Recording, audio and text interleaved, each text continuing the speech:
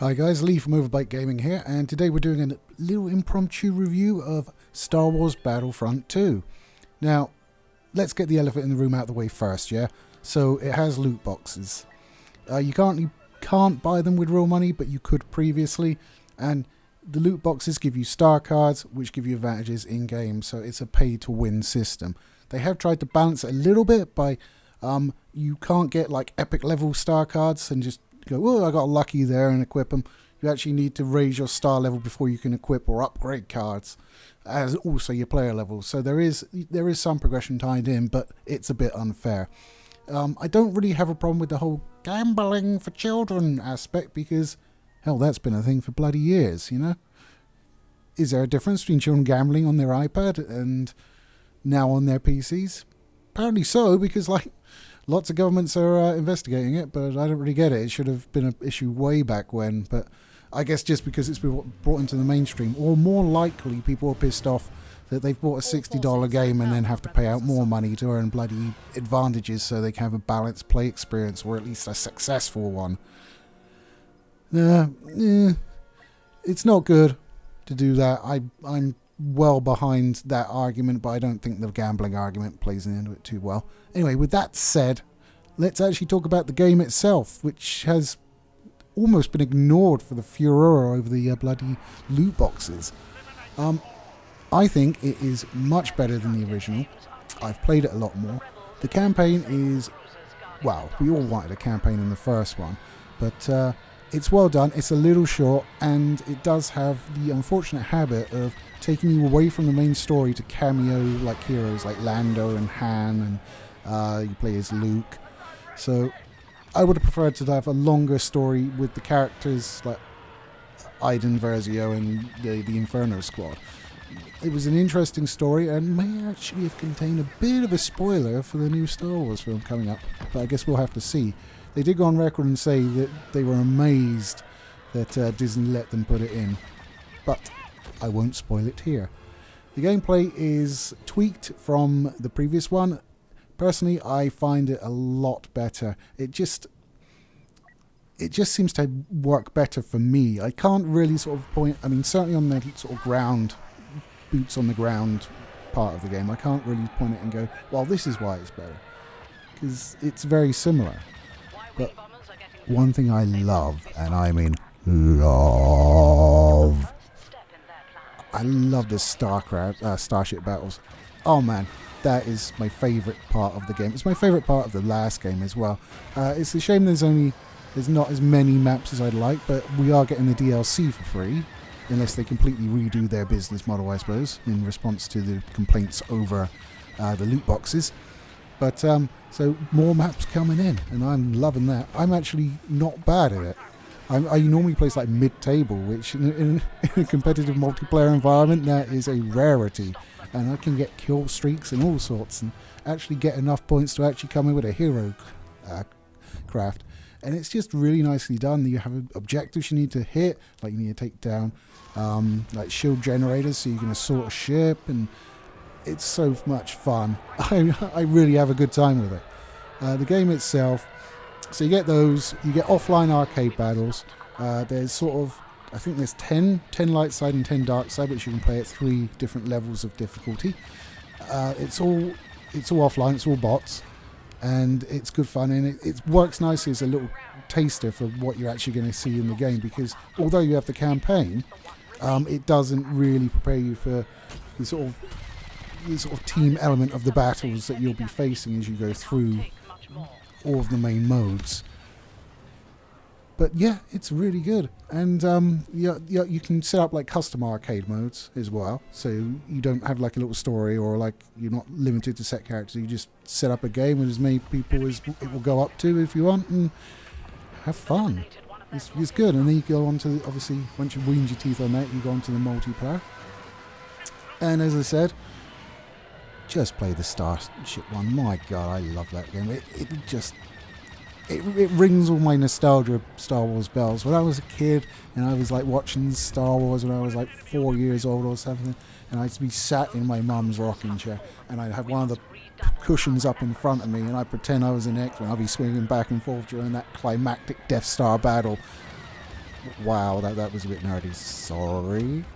But that's exactly what happened, and that sort of the Starship Bars really re-engendered that for me. I'm always been a big fan of the starships and the fighting of those starships in all Star Wars games. I mean, TIE Fighter and stuff like that. That was I'd play that over any other sort of Star Wars boots on the ground kind of game. It was just a joy, and it really brings it back, and it looks fantastic. It looks better than the last one, and the last one looked excellent.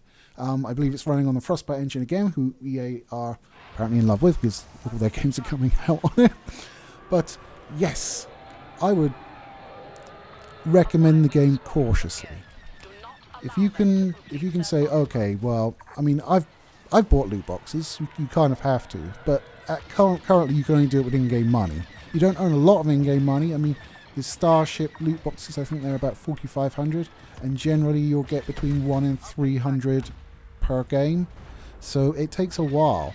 I mean, I've unlocked Darth Vader. That didn't take too long for me, but it will tail off because you get a lot of credits and stuff by completing the campaign and having achievements that you do, like get 100 headshots, kill 250 starships, stuff like that. But once you've got them, you're not going to get them again. So what you'll find is, as you continue playing and you work on the longer term ones or the harder ones, your credit income will drop off. So it will become a bit of a grind. But I mean, I could shoot TIE Fighters all day. One thing I do need to address, and as I said, I've bought loot boxes. You know, that's not a problem for me using in-game currency. I don't mind that as much. Of course, there's still a pay-to-win element. And then you get what's called star cards, which apparently they couldn't spell initially on their title screen. Couldn't call it star cars. Not sure what's up with that, but yep, you can equip 3 of them once you've unlocked it all on each one, and they'll do things like lowering recharge rates, increasing the amount that you heal, or do damage, stuff like that. You've got active ones and passive ones. Passive ones will just give you a buff. Active ones will actually replace one of the 3 abilities that you have with a different ability. So it does lend itself to making a nice sort of custom character, if you like. So you've got more chances of not running as someone that's exactly the same, which is nice. You can also do that for artillery and armor and all the different classes of ship, all the character ships, all the heroes themselves. They will have their own ones. So it's likely you'll go in with one that's tailored more to your playstyle if you get the cards to do it. Now, over the furore of this, I mean, EA have always done this. EA were actually the people that first introduced pay to win even, loot crates, and the fact that they introduced in FIFA 09 the Ultimate Team.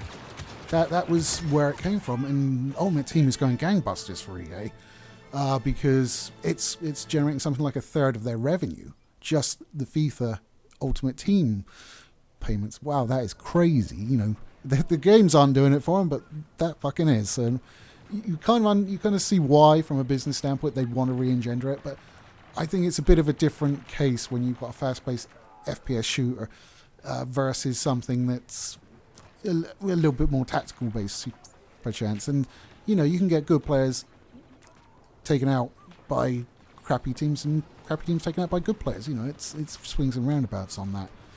But yeah, they have been doing it for a while, and you can see why, because it does generate so much income. But yeah, it really shot them in the foot this time around, didn't it? I know that the game is not sold as well as they would like, and for me that's a shame because it is a good game, but I can't get behind the way they utilise the loot boxes, to be fair with you. I mean, the worst thing for me that's come out of this whole loot box debacle, well, the intention anyway, was the cancellation of Ragtag, which was being done. It sounded fantastic. They had the writer of Uncharted on there, and it was going to be a single-player experience in the Star Wars universe.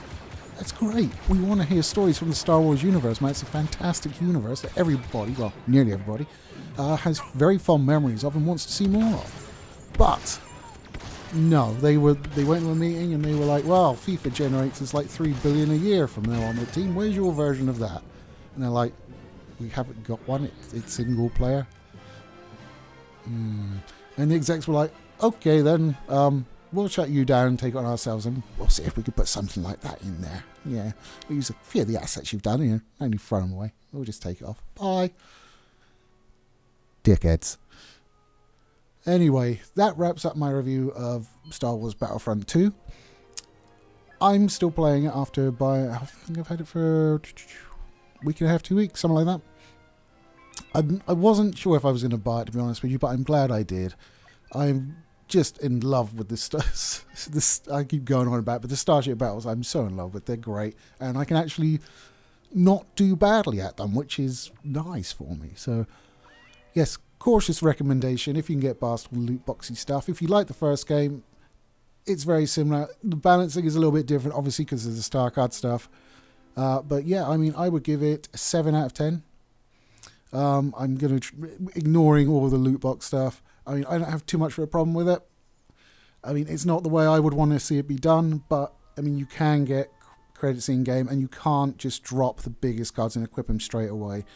You can only, you can only get uncommon up to uncommon cards, maybe, I think. And then you have to use crafting pieces, which also drop from loot boxes. So, nice synergy there. And then you have to upgrade the cards to the higher levels. But you can only equip them on characters that you've got enough star level on. So you've got other star cards as well. And you need your overall profile to be of a high enough level to do it as well. So you're not going to get someone on day one, equip all the epic cards and go straight in. It's not possible. Anyway, guys, that about wraps it up. I hope you enjoyed it. Let me know what you think about this whole loot box debacle down below, and whether or not you're willing to give the game a go despite that. Because I think it's a good game. Which is weird, me saying that for a multiplayer online shooter, because I'm shit at them. But there you go. Anyway, guys, don't forget we release videos Tuesdays, Thursdays, and Saturdays. And I'm not sure what I'll be doing on Thursday yet. I haven't made up my mind. I do have one more review to do, but I'll probably keep that for next week, I reckon. Anyway, guys, take it easy. He's spending 60% of his life locked in his fucking car shooting the same things over and over. Okay, that's a good point. We'll come on to this now. So, in this game, we now have access to... I don't know if it was in the last game or not. I've never played that one, but the risk is much higher as well. Yeah, it's not just a PvP area either. It's an area that allows PvP, but there are AI enemies in there, and they're all hella tough. It's definitely designed for cooperative play in there. Yeah, and I'd actually suggest